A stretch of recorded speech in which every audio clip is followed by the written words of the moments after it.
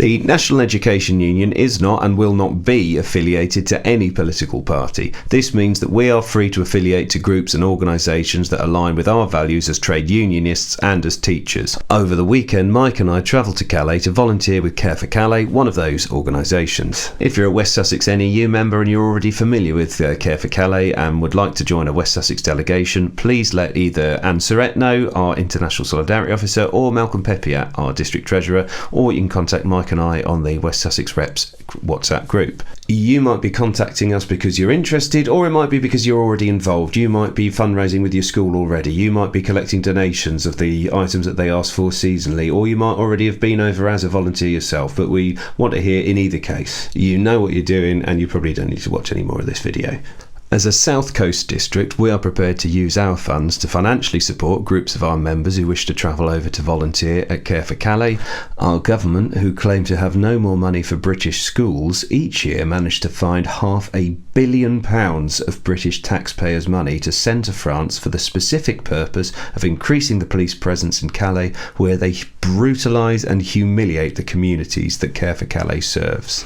If you want to get involved and come over, you're going to spend 3 hours in the warehouse in the morning, nice long lunch break, longer than school, then 3 hours in the afternoon distributing supplies and providing services for those communities. Care4Calais is a well-oiled machine at this stage, and it's incredibly easy to hit the ground running, especially if you are an NEU member. You are likely to have the sorts of skills and knowledge that they look for in volunteers. The briefings are almost the same each time. The jobs are all explained every time they're assigned. Safeguarding procedures are reinforced at each stage, because almost every time at Care4Calais is someone's first time. They are set up to integrate new volunteers quickly, and very quickly you do feel welcome as part of the team. This video is only warehouse footage, partly because I was too busy when we were out on site, but also because, as stressed by Care4Calais, these communities are not asked to gawk at and film without their informed consent. In the areas that Mike and I went to on the Saturday and Sunday, it was mostly the Sudanese community, a lot of young lads who wanted to kick a football about, or on the map of England point out where all the Premier League teams came from.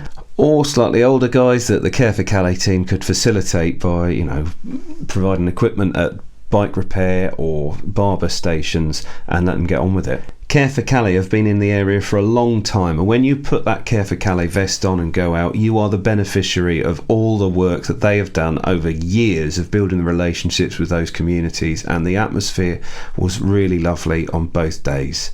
I was on hot drinks the first afternoon and the English table the second, which felt very very familiar as a language teacher.